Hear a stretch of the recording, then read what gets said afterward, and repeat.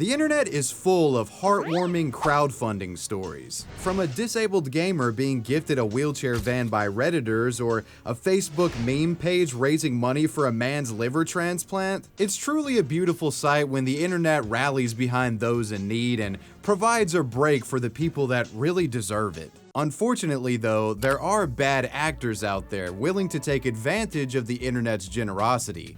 Individuals who are skilled at crafting emotional tall tales in the hopes of making a quick buck off of internet suckers. And that is what today's mind-boggling case is all about. It was a GoFundMe fraud where a group of individuals conspired together in an effort to manipulate and exploit the public's sympathy for a homeless man, raking in close to $400,000 in the process. It's a story of manipulation, reckless greed, and prison time. This is the story of the biggest fraud in GoFundMe history. Today's video is sponsored by Keeps, and to begin the ad, let's look at my hair from old videos back in 2020. Yeah, your boy was losing hair back in the day and losing it fast. I didn't feel like going bald, so I started getting hair loss prevention treatments through Keeps, and the results have been pretty insane. Here's me about 6 months after starting Keeps, a year after starting, and then there's me now, which vastly improved over that old 2020 footage if I'm being honest with you. Keeps offers generic versions of the 2 FDA-approved hair loss products at a can't-beat price. And best of all, you skip the trip to the doctor's office and pharmacy. Keeps will set you up with a prescribing doctor online and ship your prescription right to your front door. And in 4 to 6 months, you should start seeing results. So if you're a guy that has some anxiety about hair loss, there's no better time than now to start Keeps. You guys can go to keeps.com/wavy to get 50% off your first 3 months of treatment.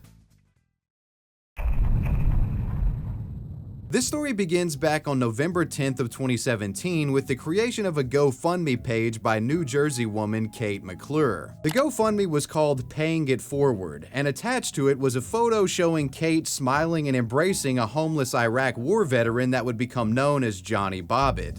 In the details of the page, Kate would go on to explain the touching story behind this photo and why she wanted to raise money for this apparently generous drifter. Kate claimed while traveling to visit a friend, she ran out of gas on an Interstate 95 exit in Philadelphia. Forced to pull over her vehicle on the side of a busy highway, she panicked. Quote, "My heart was beating out of my chest. I didn't know what the heck to do." Unquote. This is when a nearby Mr. Johnny Bobbitt, a homeless man living in the area, sees Kate's predicament. And instead of coming up and trying to bum money, he actually offers to help her out. Kate says that Mr. Bobbitt told her to stay in her car and lock the doors and await his return. And not long after, Mr. Bobbitt was said to have returned from a nearby gas station with a tank in hand, spending his last $20 on gas in a selfless effort to get this frazzled young woman back on the road. Bobbitt fuels up her car, reportedly asks for nothing in return, and only wishes that Kate be safe and have a good rest of the evening. And it's an admittedly touching story. I mean, you've got this homeless man with presumably nothing to his name spending his last few bucks to help this panicked young woman out in a tough spot, when the guy himself probably needs all the help in the world. Kate would go on to claim that in the weeks following this incident that her and her boyfriend Mark D'Amico would go back to where Johnny hung out at and bring him some food and a couple bucks here and there, just as like a, show of appreciation for this good deed. But feeling as though Bobbitt deserved more for his kind act, that's when the GoFundMe is created and the story of the gas-toting homeless man gets published to the internet. $769. Holy shit. That was yesterday. Yeah, that was yesterday. Yep. God, that's amazing.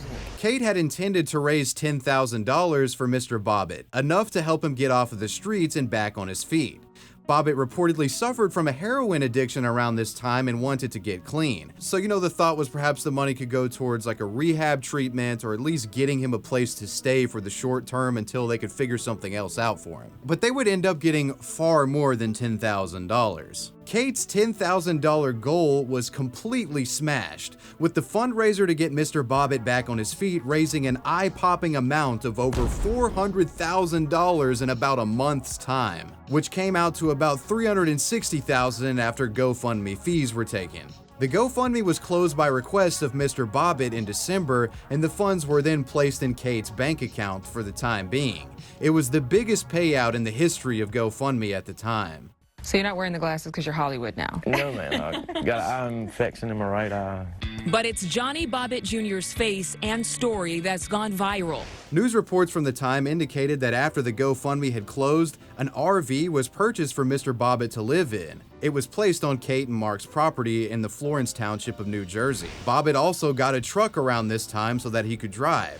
And Kate and Mark claimed that a trust fund was being set up in order to manage future payouts to Johnny Bobbitt. And this was contingent on him getting a job and staying off of drugs. Needless to say, Johnny Bobbitt was blown away by the couple's and the internet's generosity, and his story served as an uplifting tale for folks around the world during the holiday season. You're going from zero, literally, to $300 and some odd thousand. It's like winning the lottery.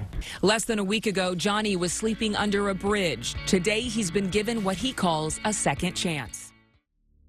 But unfortunately, there was trouble on the horizon. A little foreshadowing here for you using a quote from the legendary Notorious B.I.G., "Mo money, mo problems." This story doesn't remain a wholesome tale for long, and it quickly degenerates into a clusterfuck of greed-induced insanity and fraud. By early 2018, just months after the GoFundMe had ended, Mr. Bobbitt was claiming that Mark and Kate had reneged on their trust fund agreements and were withholding the money that was donated to him. Bobbitt had claimed that he had only received about $75,000 of the $360,000 sum. And around this time, it appeared that the couple was actively dipping into Bobbitt's GoFundMe money to fund a lavish lifestyle, with Kate and Mark purchasing a $25,000 BMW around the time, Mark making frequent visits to the casino, and the couple suddenly splurging on a variety of expensive activities and a trip to Las Vegas. Despite their apparent recent stroke of prosperity, Mark and Kate would deny that they were using the GoFundMe money for themselves, and Mark D'Amico would even go on to claim that Mr. Bobbitt wasn't getting money at the moment because he was using drugs. Whatever the case, it seemed like these three individuals were in a constant state of quarrel in regard to this GoFundMe money, and eventually this would boil over into a lawsuit. Soon Bobbitt was broke, homeless, and again drowning in his heroin addiction. If they had bought him a house and set up the two trusts that they said they were going to do, then we wouldn't be here today. In August of 2018, Mr. Bobbitt sued Kate McClure and Mark D'Amico, accusing them of withholding his donated funds and spending more than half of the $360,000 sum. His suit requested that a judge be appointed to manage the funds rather than Kate and Mark being in control of the fortune. The announcement of this civil suit was a bit shocking to the public, as it was the first indication that something was amiss with the biggest GoFundMe in history. The ultimate feel-good story of 2017 was beginning to show cracks. Many news reports at the time were sympathetic towards Johnny Bobbitt, and online negative sentiment began growing towards Kate and Mark. They felt like the couple was screwing this guy over. To the people who read that Inquirer account and said these two, they committed a fraud, I know you've been getting death threats now. You tried to do a good thing. Oh, Kate. I'm sorry. What do you want It's people my to know? family, and I don't know. It's so hard to deal with because these people are getting one side of the story and receiving death threats and, you know, threats to burn my house down and threats against my family and everything like that is so hard to deal with when we know that we did a good thing. And I still believe that we did a good thing, and I would do it all over again. Amidst the civil case against the couple, Bobbitt's attorney in a press release would state that not just half of the GoFundMe money was spent, all of it was. $360,000 allegedly spent in 8 months' time. This sent the media into a frenzy, and it was being speculated that Kate and Mark were about to be facing criminal charges, not just civil ones. Says the GoFundMe money of $400,000 is all gone. So the question is, where did it go? Well, the big question to me is, are we going to see this couple in mugshot soon? Are we going to see them in criminal court and not just here in civil court where this case has been playing out now? Civil matters, of course, no criminal charges, just people fighting over money. So is this fight over money going to be a criminal matter because you think it would? And there's potentially 14,000 plus victims, all those people around the world who donated money. The media was right in their speculation, as authorities would indeed begin a criminal investigation into Mark and Kate. On September 6th, police would arrive at their residence with a search warrant. They scanned the property and rifled through the couple's home for hours. Police left with bundles of evidence, collected cell phone text records, and even confiscated the BMW. And after the search, things only get more bizarre.